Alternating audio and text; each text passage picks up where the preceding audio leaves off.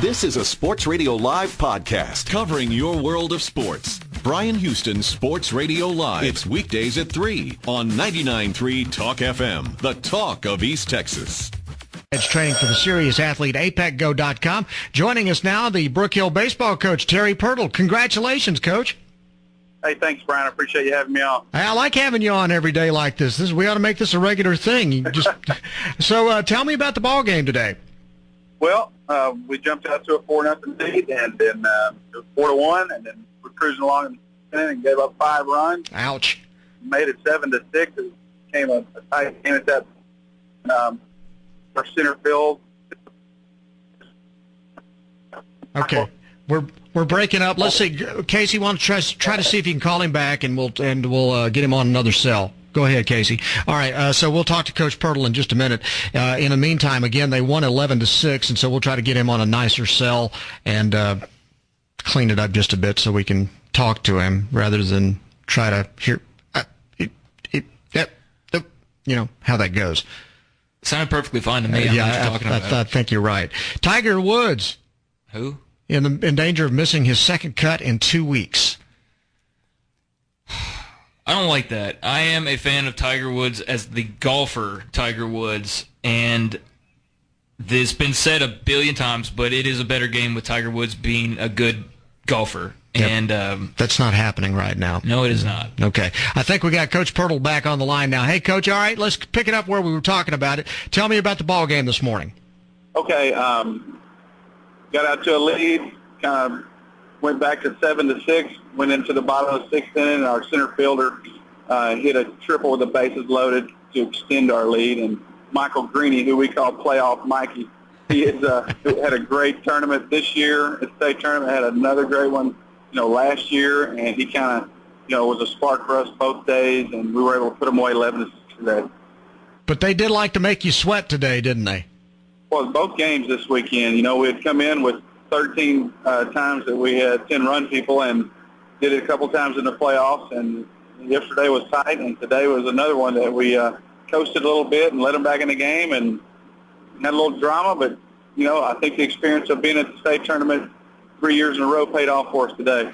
Tell you what, I know it probably makes the celebration even better, though, when you have a little bit of tension like you had today, doesn't it? It does. Last year we 10-run a team in the final game and kind of, wasn't anticlimactic, but we knew we had it in hand about the 5th inning, and today we felt like we had it in hand, and then, had come back and step up one more time and show them what we had, and kids did a great job of executing. Well, they obviously did, and you guys obviously have a tremendous baseball program going there. I realize it's basically almost the entire team back from last year, but compare this team with the team that won the state championship last year.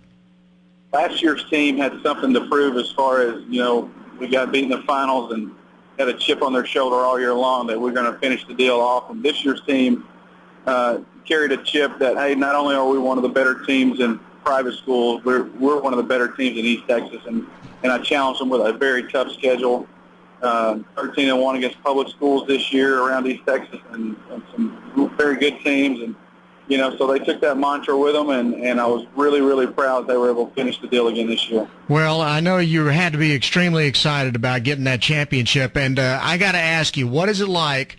Because there's not many guys I know that win football state championships as head coaches in the fall and then turn around and win baseball state championships as the head coach in the spring. Well, it's been a special feeling, It's been a lot of the same kids play both sports, and that's the reason. And I truly believe that, high school athletics is totally about confidence and knowing you can do it in whatever sport you're in. And our kids carry that swagger, and they think that they can win in any sport they're involved in. And I just happen to be in the right spot with the right caliber kids. Well, I think you're being probably overly modest, but I think that you guys all obviously great coaching and great players. And Craig Smoke and I think that what you need to do if you really want to establish some street cred now with your baseball team is get a nice big gold chain and hang the baseball trophy at the end of it and just kind of go home with it like that. Well, I know that our kids are very humble about what they've been able to do. And the great thing about today, the all-tournament team, we had 4 kids selected, and 3 of those kids were juniors. Wow. So, yeah, and we have some tremendous talent coming back. We have some great seniors, obviously, with A.J. Minner and J.B. Moss and Travis Pirtle and Garrett Moore, some kids that just, a lot of great seniors that we had. And but we've got some good kids coming back, so we're really excited about it, and we're going to try to repeat next year. Well, and tell me who the 4 kids are. The all-tournament team was A.J. Minner, who was a senior going to A&M, Michael Greeny, a junior center fielder for us, Drew Robertson, who got the victory today on the mound today, finished the season 8-0 with a .6 ERA. He'll be back next year. And who was the 4th guy?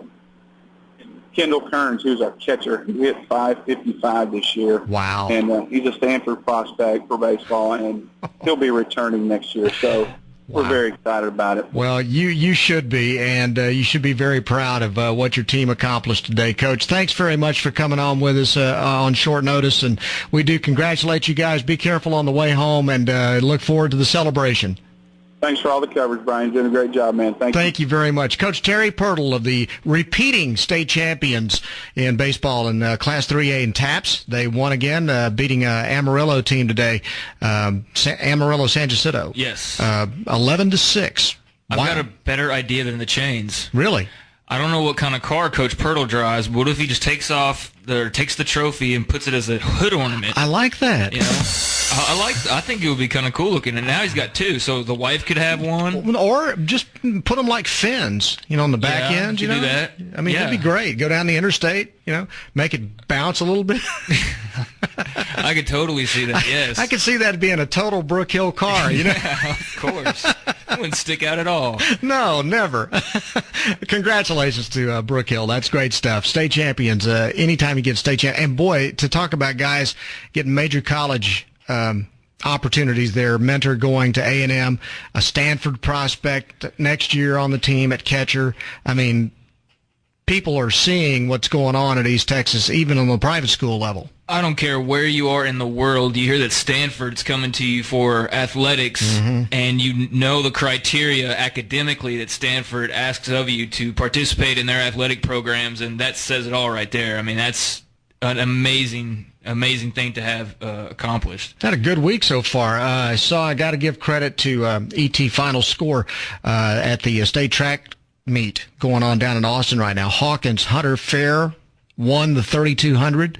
Alba Golden's Natalie Thompson took the gold in the high jump. Harmony's David Murphy won in the pole vault. 3 state champions. Congratulations. Congrats. We like this stuff, so we have winners here. That's bottom line. So our phone numbers today, 903-509-TALK, 8255-903-845-9993. You can email us, Bryan at 993talkfm.com. Twitter at Bryan Houston. Facebook, Bryan Houston Sports Radio Live. We've had so much to do today already that we didn't even get a chance to introduce Casey banging on the board in there. Hello. With his 2 left hands. And Craig Smoke. Hey now, happy Friday, everybody. And the Houston clan has come in to guard the place today. They have. Yes, they have. Your muscle. Well, okay, sure. If you say so. Coming up at 4:05 today, Mac Engel from the Fort Worth Star-Telegram. That's always fun. Emily Jones from Fox Sports Southwest gives us a little preview of tonight's U versus CJ matchup over at the ballpark. Got a really interesting interview coming up at 5 o'clock today. If you read the articles leading up to the draft, you know that the Cowboys, in the process of doing their evaluations as they put their board together for the draft, used a company called the Flippin Group to help in that evaluation process. Basically, their job, and I'm sure they'll really appreciate me putting it this way, but their job is to make sure that the Cowboys didn't draft any knuckleheads. Okay? Which, as we've seen in the past, the Cowboys do have a tendency to do. They seem to be attracted to them. They've been known to make a wrong decision or two when it comes to drafting players. And literally, these guys try to separate the Peyton Mannings from the Ryan Leafs. And so I thought that's a fascinating subject, and I would love to know how you go about doing that. By the way, Colt McCoy's father, Brad McCoy, is with this group and heads up the sports channel of this thing, and helps with a number of pro teams and college teams throughout the country, trying to evaluate kids, determine which kids, how are they going to respond to certain types of pressure? Are they going to mentally, do they have it upstairs to be good pros? What's their background? What kind of things trigger them? What kind of personality profile do they have? And will they be able to handle the different kinds of pressures and the kinds of things that you deal with as a pro?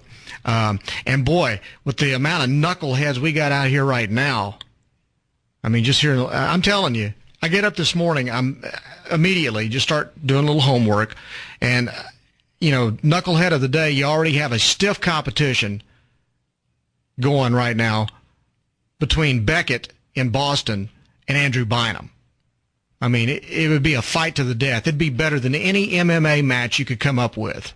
Put them in a steel cage and just let them beat the heck out of each other. We've got some real winners this week. Yeah, we do. In the world of sports. Yeah. And one other thing on Brad McCoy, a lot of people may only know him as Colton Case's dad, but very well-respected high school coach here in Texas for a long time now. Yeah. So he definitely knows his stuff. Sure. So we're going to talk to them at 5:05, and at 5:30 today, we're going to talk to John Tyler head football coach Ricklin Holmes about spring training and how things are going, as he is now officially the head coach and running the program. So, Cool Joe. All right. Going to take a time out. We'll come back with more Bryan Houston Sports Radio Live on 99.3 Talk FM. Mitt Romney, a high school bull. This is a Sports Radio Live podcast covering your world of sports. Bryan Houston Sports Radio Live. It's weekdays at 3 on 99.3 Talk FM, the talk of East Texas.